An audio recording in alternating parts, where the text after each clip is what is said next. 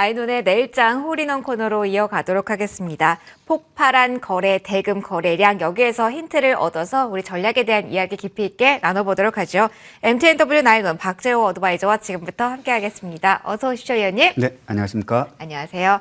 아유, 오늘장 지수가 힘이 많이 없긴 한데 그래도 위원님의 촉과 이런 전략적인 힌트를 받은 종목들이 잘 가고 있어서 오늘 주식 포인트가 많이 기대가 됩니다. 먼저 우리 홀인원 공략조 제1장부터 출발하도록 하죠. 1장은 거래 대금입니다. 자, 오늘 거래 대금을 키워드로 봤을 때 어떤 이야기를 해볼까요? 가장 눈에 띄는 종목은 어떤 종목이었나요? 일단 뭐 전체적으로 이제 보게 된다면 네. 아무래도 지수주의 약세 움직임이 가장 뚜렷하게 눈에 띕니다.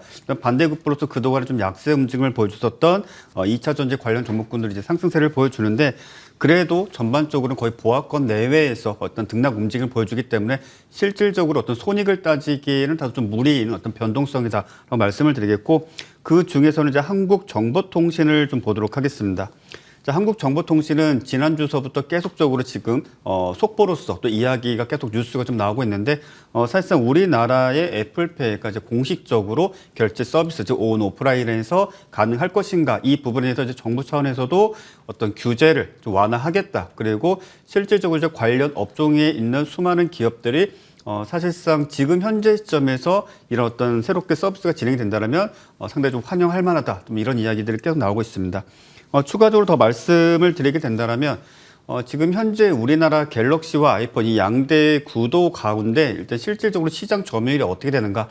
실제 5년 전쯤에는 갤럭시가 좀 더 앞서는 그런 시장 점유율을 보여줬습니다. 하지만 그 당시에 20대, 10대, 30대가 지금 현재 또 30대, 40대, 50대가 되면서 기존에 우리가 한 50대, 40, 50대 분들이 이제 갤럭시 폰을 사용했다라면 지금 현재 40, 50대 분들도 갤럭시 폰을 사용하고 있고 이제 초등학생에서 중학생 넘어가는 친구들도 아이폰을 또 사용을 하겠죠. 이런 측면이 되다 보니까 우리나라의 지금 아이폰 시장 점유율이 이제 60%에 거의 다다른 그런 수준입니다. 어찌 본다라면 이제 삼성페이가 상당히 편하고 좋다라고 하지만 갤럭시 사용층보다 아이폰 사용층이 이제 조금 더 커졌거나 실제 앞으로도 더 커질 확률이 매우 높은 그런 구간에 있다 보니까 그와 관련된 부분들에 있어서 여러 가지 정책적인 이야기들이 계속 나올 확률이 좀 크고 한국정보통신은 그 과정 중에 있어서 이제 VAN이라는 서비스를 하고 있습니다. 즉 여러분들이 온라인이건 오프라인이건 본인의 어떤 결제 수단을 어떤 재화를 구매하기 위해서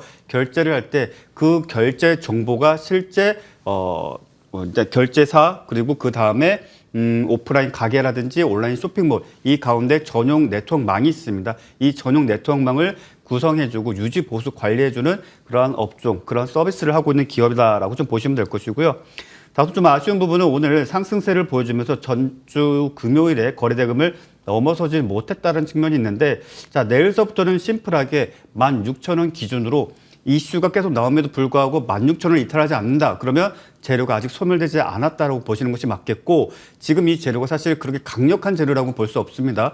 재료가 나왔음에도 불구하고 16,000원 이하로 하회를 한다. 그러면 다시 한번 14,000원, 13,000원대까지 추가적인 조정이라든지 하락폭을 크게 키울 수 있으니까 지금 보유하고 계시거나 신규 매수에 대해서 고민하신다면 일단 오늘, 내일 그리고 이번 주는 대략적으로 16,000원 기준으로 지켜주는가, 못 지켜주는가 그렇게 어떤 중요 기준가로 삼으신다면 충분히 좋은 대응 가능하시다라고 말씀드리겠습니다. 알겠습니다. 뉴스의 무게감과 함께 기술적으로 어떠한 포인트를 잡아야 되는지까지 들어봤고요. 저희 이제 공략조 제2장으로 빠르게 넘어가 보도록 하겠습니다. 거래 대금 봤으니까 거래량 봐야죠. 자, 거래량을 동반하고 움직이는 종목 가운데서 그래도 포인트로 잡아볼 쪽 위원님의 시선으로 좀 알려주시죠. 어떤 종목이었을까요? 자, 일단 뭐 전체적으로 거래량만을 놓고 보게 된다면 네. 사실상 저가주들이 정말 많이 거래가 되고 있습니다. 어찌 본다면 이 저가주가 거래가 크게 증가를 한다는 것은 시장의 질이 매우 안 좋다라고 좀 말씀드릴 수가 있겠고 왜? 일단 시가총액이 작고 시가총액이 작다는 건 특히 지금은 1,000원짜리 이하는 호가 단위가 1원입니다. 1원인데도 불구하고 그 안에서 정말 어마어마한 거래량을 좀 일으키고 있는데 그래도 그 중에서 한 종목을 좀 눈여겨보게 된다면 오픈엣지 테크놀로지를 좀 보도록 하겠습니다.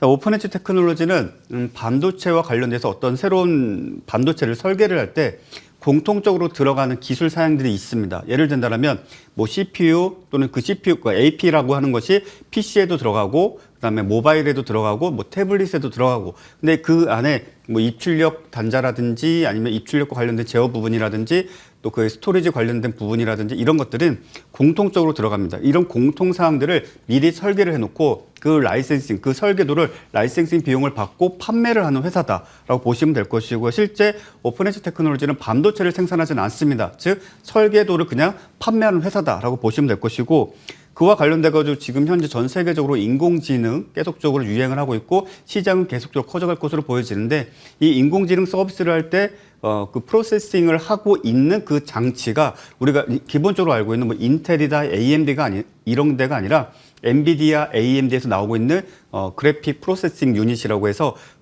실질적으로 우리가 게임할 때 많이 쓰고 있죠. 이제 3D 장치 뭐 또는 어떤 연산 장치 이런 것들을 많이 사용을 하고 있는데, 이 부분에 들어가는 HBM이라는 메모리 유닛이 있습니다. 조금 더 빠르게 속도를 정말 월등히 빠르게 우리 기존에 사용하고 있는 D램보다 최소 10배 이상 빠른 속도로 중간에 CPU를 거치지 않고 바로바로 연산 처리를 할 수 있는 그런 장치가 들어가게 되는데, 이게 단가가 비쌉니다. 비싸긴 한데 실제 오늘 같은 경우는 뉴스가 좀 재탄격으로 좀 나와서 그렇지, 사실 SK하이닉스라든지 삼성전자 같은 경우에는 2015년서부터 계속적으로 개발을 해왔고, 실제 지금 현재 엔비디아에도 하이닉스에서 생산하고 있는 HBM 기술이 적용된 D램이 공급이 되고 있습니다. AMD 역시 마찬가지겠고요. 이것이 다시 한번 재차 부각이 되다 보니까 시세가 나왔다라고 좀 말씀을 드릴 수가 있겠고요. 자, 상방으로 보게 된다면 2만 원 상당히 좀 중요한 저항 가격입니다. 이 가격을 얼마만큼 단시간 내 돌파할 것인가. 실질적으로 오늘, 내일 그리고 그 다음 날까지 상방 2만 원을 돌파하지 못한다면 추가적인 추세적 상승은 나오기 어렵다라고 보시고, 단기 고점의 중요 저항 가격으로 좀 생각을 하신다면 충분히 능히 대응이 가능하실 거다라고 생각합니다. 고점을 뚫어낼 수 있는지, 그리고 또 다른 천장을 뚫어내면서 또 다른 세계를 만들어낼 수 있을지는 좀 지켜보셔야겠네요. 상방을 이 종목은 포인트로 주셨고요. 자, 오늘장 저희 곧 마무리를 합니다. 코스피 기준으로 봤을 때는 4거래일 만에 하락으로 기울면서 마무리가 될 것으로 보이고요. 코스닥도 오늘장에서는 일제히 파란불, 5거래일 만에 살짝 밀리는 모습입니다. 그래도 대형주 중심의 코스피보다는 선전을 하는 모습인데 막판에 조금 더 흔들립니다. 동시호가 구간이기 때문에 흔들림이 어느 정도 종가를 형성할 수 있을지는 보셔야겠는데요. 전반적으로 2차전지가 그나마 선방, 반도체주의 흔들림이 강했던 오늘 하루라고 정의할 수 있을 것 같습니다. 2월 6일 월요일장 지금 곧 문을 닫습니다.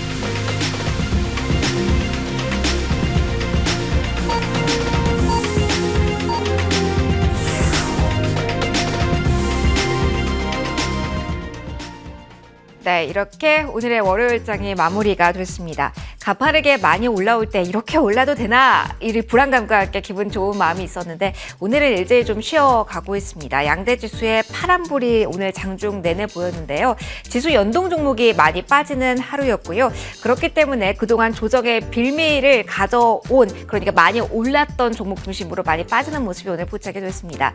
오늘 하루 어떻게 정리를 해볼 수가 있을까요? 외환 시장부터 정리를 해보시죠. 자, 환율의 변동성이 최근에 엄청나게 큽니다. 1210원 터치도 나오고요. 1240원 선까지 올라갔다 내려갔다 하면서 변동성이 커지고 있습니다. 무엇보다도 달러화의 방향성이 계속해서 바뀌고 있기 때문인데요. 미국 경제를 판단하는 기준선에 대해서 계속해서 투자 심리가 이쪽으로 갔다 저쪽으로 갔다 이렇게 이동을 하고 있습니다. 자, 오늘 스타트라인을 보면은요. 전 거래일 대비 20원가량 오르면서 시작을 했습니다. 상당히 큰 폭의 오름세가 나타났다라고 볼 수가 있겠는데요. 일단 주말 동안의 달러화의 강세와 연동해서 이 부분을 좀 봐야 될 것 같습니다. 환율 시장의 이러한 흐름이 외국에도 수급에 강력한 영향을 끼칠 수 있기 때문에 오늘 1200에서 40원선 근방에서 움직임이 장중 계속 나왔는데 확정 나오는 대로 한 번 더 읽어드리도록 하죠. 먼저 지수 먼저 확인해 보겠습니다. 코스피 같은 경우는 크게 좀 많이 흔들리는 모습이었습니다. 오늘 장에서 1% 후반대까지 밀리는 모습이었는데요. 2444선 그러니까 장중 저점보다 한 번 더 밀리면서 좀 마무리가 됐네요. 2438선에 마무리가 됐고요. 코스닥도 760선 위에서 마무리는 됐지만 0.7% 하락이었습니다. 지금 원달러 환율도 나오네요. 조금 더 시초가 대비로 오르면서 23원 40전이나 올랐습니다. 1240원 선에 장중 대다수의 시간을 머무르는 원달러 환율이었는데 막판에 한 번 더 찍습니다. 어느새 1252원 선까지 올라왔다라는 부분, 이 환율의 변동폭은 계속해서 유의를 해보셔야겠네요. 자, 지수에 오늘 영향 많이 준 수급적인 상황을 좀 확인해 보도록 하겠습니다. 수급적으로는 오늘 외국인 쪽에서의 매도세도 좀 가파르게 확인이 됐습니다. 사실 오전장에서는 500억 원 정도에서 여기서 머무나 크지 않나 싶었는데 12시 구간에 1000억 원을 넘긴 이후에 결국은 2000억 원까지 매물대를 좀 뚫은 매도세의 촉발이 오후장 좀 나왔고요. 대다수의 이 매도세는 전기전자 업종에 집중이 됐습니다. 기관은 대다수의 매물이 금융투자 쪽에서 나왔습니다. 연기금 쪽에서 4거래일 만에 매수로 전환이 되긴 했지만 금융투자 쪽에서 나온 이 매물의 부담이 더 컸습니다. 역시 전기전자 업종을 기관도 매도하긴 했는데요. 외국인 쪽에서 조금 더 많이 팔았다는 부분은 챙겨보시고요. 3대 주체 가운데 코스피 시장에서 개인만이 오늘 사자세 보였습니다. 코스닥으로 넘어갈게요. 자, 코스닥은 그래도 외국인이 매도 우위를 기록하면서 마무리가 됐지만 줄이는 과정에서 마무리가 됐다. 그러니까 500억 원가량까지 매도 우위를 보이다가 조금은 그래도 물량을 줄이는 과정 속에 마무리가 된 걸로 체크를 해보시고요. 기관은 역시나 매도 강하게 지금 확인이 됐죠. 1000억 원 넘는 매도 우위가 잡히고 있습니다. 여기서도 역시 기관 쪽에서 많이 판 것은 IT 쪽, 근데 금융 쪽은 그래도 큰 손들이 좀 사는 움직임이 코스닥에 나타났다. 특징적으로 확인을 해보셨습니다. 자, 오늘 머니맵을 통해서 종목들의 등락 현황도 보시죠. 서두에서 말씀드렸다시피 지수 연동 종목이 좀 많이 빠졌습니다. 오후에도 더 한 번 더 반도체 투톱이 빠지면서 지수의 압력을 강력하게 주는 모습이 확인이 됐습니다. 삼성전자와 SK하이닉스부터 확인해 보셔야겠죠. 삼성전자, SK하이닉스 지금 하락폭을 보시죠. 대다수의 그러니까 1시 넘어가면서 오후장의 시장을 딱 놓고 본다면 삼성전자가 2.6% 전후로 그리고 SK하이닉스가 3% 전후로의 하락세였는데요. 특히 막판에 이 호가 동시호가 구간에 더 큰 매도 물량이 쏟아진 쪽은 삼성전자입니다. 주체는 조금 더 살펴봐야겠지만 일단은 지금 종목의 향방으로 본다면 3.45%나 특히 더 많이 밀렸다는 부분 체크해 주시고요. SK하이닉스가 동반해서 하락세를 보였습니다. LG전자가 그나마 1% 이상의 오름세를 보였지만 역시 상승폭 반납하는 과정에서 마무리가 됐다 정리해드리고요. 오늘 시총 상위주 가운데 앞서 보신 반도체주 이외에 좀 많이 빠진 쪽을 찾아본다면 네이버, 카카오입니다. 막판에 역시 많이 빠진 쪽 체크해드리면 네이버입니다. 3%로 조금 더 많이 밀리는 모습이 확인이 됐고요. 오늘 장중에 애플페이 관련주들의 흐름 많이 확인해 보셨죠. 그 가운데 피해주로 나오는 카카오페이 같은 경우는 오늘 큰 폭의 하락세를 기록하면서 4.72%나 밀리는 모습이었고요. 오늘 그리고 이후에 실적으로 포커스를 이동을 해본다면 이제 내일부터 실적을 발표하게 되는 금융 그리고 조선주가 많은데 일제 좀 많이 떨어지는 모습이었습니다. 시세 체크해본 바로 내일 실적 발표하는 KB금융이 2% 하락이었고요. 조선주 가운데서도 현대중공업, 한국조선해양이 거의 2% 가까운 하락으로 오늘장 마무리하는 모습입니다. 시장의 흐름이 조금 막판에 이렇게나 더 한 번 더 밀릴 수 있나 싶을 정도로 IT주는 차가운 모습이었습니다.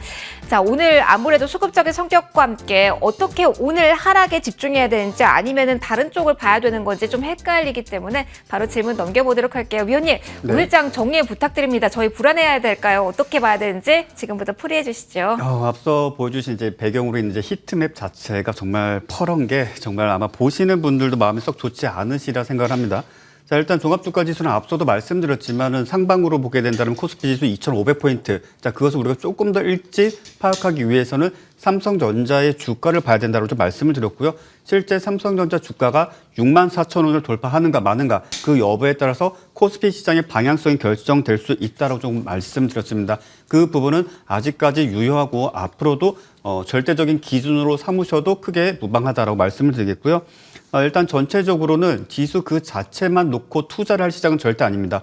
앞서 말씀드린 대로 전체적인 숲을 보고 투자를 할 시기는 전형적인 상승장에서만 가능한 것입니다. 자, 지금 시장은 숲을 보는 것이 아니라 그 숲을 구성하고 있는 그 안에 나무를 세밀하게 들여다보셔야 되는데 그 나무들이 어떠한 이슈가 있는가, 어떠한 뉴스가 있는가, 어떠한 공시가 있는가 또는 시장 참여자들이 전체적으로 너나 할 것 없이 모두가 인정하는 제도인가 이런 부분들을 면밀하게 파악을 하셔야 됩니다.